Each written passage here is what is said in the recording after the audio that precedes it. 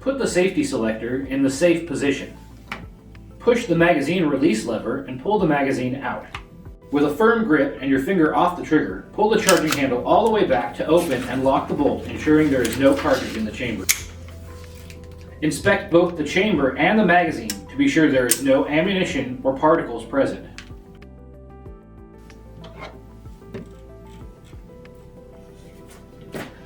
Remove the front compensator cap by depressing the cap arms and pulling away from the barrel.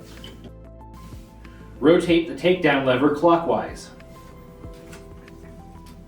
Push the takedown lever and pin from the other side until the pin stops at its extended position.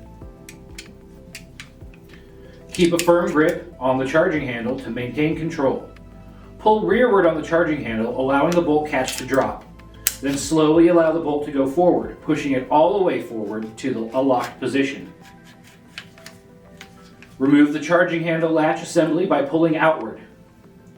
Allow the operating system, barrel, bolt, charging handle carrier to slide forward and remove from the upper receiver. Separate the barrel from the bolt by pivoting down, pushing slightly forward.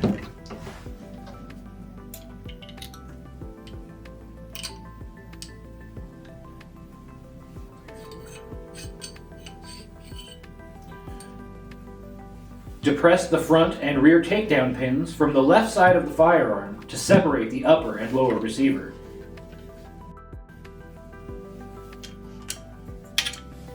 Turn the receiver set to the right side of the firearm and pull both pins out, holding on to both the upper and lower receiver to ensure that they don't drop unexpectedly.